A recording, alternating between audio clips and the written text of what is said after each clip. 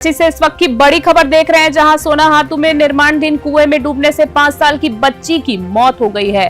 बता दें, हाथ धोने के दौरान फिसलकर 3 बच्चियां जो हैं वो कुएं में गिर जाती हैं, जिसमें ग्रामीणों ने 2 बच्चियों को सुरक्षित बाहर निकाला है। इसी बीच आपको बता दें, मृतक बच्ची की पहचान सीमा कुमारी के रूप में हुई है। वहीं पर अब साथ ही खबर आ रही है, जहां घटना की सूचना पर सोनाहातू पुलिस जो है वो मौके पर पहुंची है।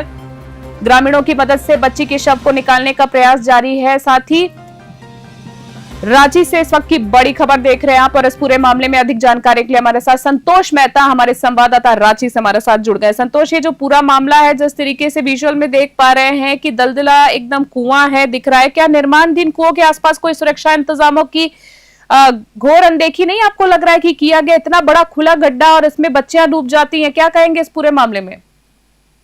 देखिए रितिका, जो ही लापरवाही तो ये है, जबकि ये जो आपको पूरी घटना है सोनाहातू थाना क्षेत्र के सोनाहातू गांव की है, जो मनरेगा से ये सिंचाई कूप का जो निर्माण किया जा रहा था, लेकिन 2-4 दिन से पूरे झारखंड में जो जोरदार बारिश हो रही है, उसके कारण से कुएं, तालाब, नदी सब उफान पर है। लेकिन लाभुक जो बारिश के कारण जो कुआं भर गया तो अधूरा काम छोड़ के वो चला गया। लेकिन लाभुक को ये सोचने की बात ये थी कि गाँव के सामने और सड़क किनारे पे ये कुआं पे निर्माण किया जा रहा था, तो अगर लाभुक पानी भरने के बाद अगर कुआं के चारों ओर घेराव कर देता तो शायद आज जो ये घटना घटी है वो दुखद घटना ये नहीं घटती। बिल्कुल संतोष, आप बिल्कुल सही कह रहे हैं कि इतना बड़ा खुले में कुआं, जिस तरीके से अगर देखा जाए तो कोई गाड़ी अगर अपनी लेकर जा, किसी को रात के समय ना पता हो तो वो तो सीधा खड्डे में चला जाए। फिलहाल अगर मैं आपसे बात करूं, क्या ग्रामीण इलाकों में बच्चों की सुरक्षा के लिए कोई जागरूकता या गाइडलाइन मौजूद है, या इस घटना के बाद भी जो प्रशासन है पूरी तरीके से मौन ठप पड़ा हुआ है? जी, अभी तो कोई गाइडलाइन ग्रामीण क्षेत्र में कुछ ना अवेयरनेस है, ना कुछ है, ना कोई जागरूक किया जा रहा है। अधिकतर आपका अभी जो पिछले 1-1.5 महीने में जो गर्मी का मौसम था, उसी समय से बहुत सारे ऐसे कुएं हैं जो आपके लवारिस हालत में पड़े हुए हैं। बहुत सारे ऐसे कुएं सोनाहातू थाना क्षेत्र में जो दर्जनों कुआं होंगे, जो इसी तरह से जो अधूरा काम छोड़ा हुआ है और बारिश के कारण से पानी पूरे लबालब भरी हुई है।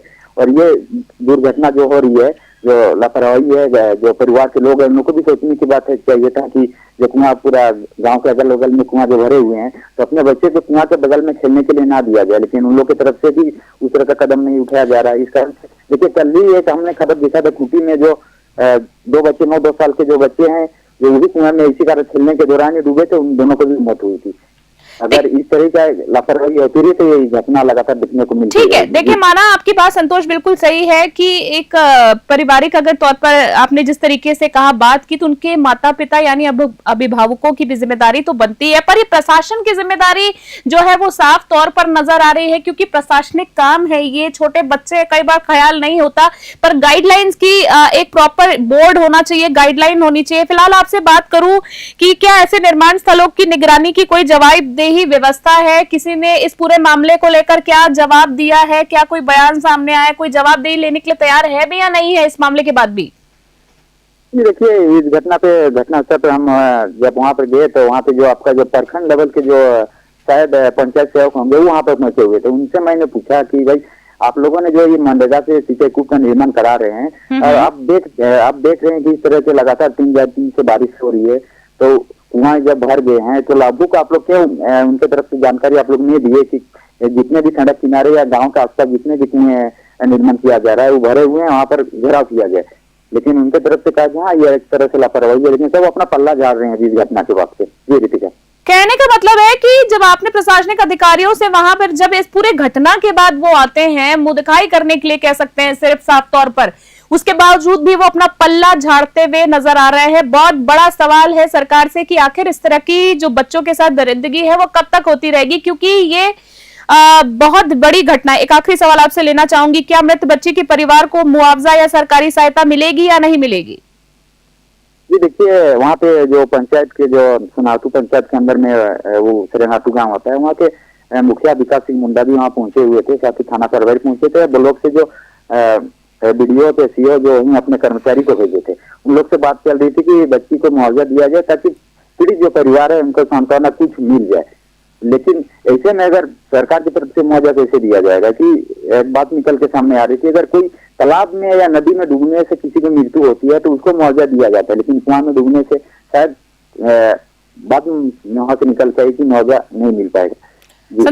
संतोष, हम चाहेंगे कि इस पूरे मामले में बड़ा ही संवेदनशील मामला है। इस पूरे मामले में जो कुछ भी अपडेट होगा, क्या कुछ रहता है बच्ची की परिवार से रिलेटेड, बच्चे से रिलेटेड, जरूर पहुंचाएगा। संतोष मेहता संवाददाता हमारे साथ रांची से हमारे जुड़ गए थे। आपको संतोष बहुत बहुत धन्यवाद देना चाहूंगी। एक बार फिर से बता दूं, रांची से बड़ी खबर देख रहे थे आप, जहां सोना हाथू में निर्माणधीन कुएं में डूबने से 5 साल की बच्ची की मौत हो गई। वहीं हाथ धोने के दौरान बच्ची जो है, 3 बच्चियां कुएं में गिर जाती हैं और इसी बीच ग्रामीणों ने 2 बच्चियों को सुरक्षित बाहर निकाल लिया और इसी बीच मृतक बच्ची की पहचान जो है वो सीमा कुमारी के रूप में जो है वो बताई जा रही है। घटना की सूचना पर सोना हाथू पुलिस मौके पर पहुंची, पूरी घटना स्थल का जायजा लिया है और ग्रामीणों की मदद से बच्ची के शव को निकालने का जो प्रयास है वो सबसे बड़ी बात है, अभी भी लगातार जारी है। रांची से बड़ी खबर।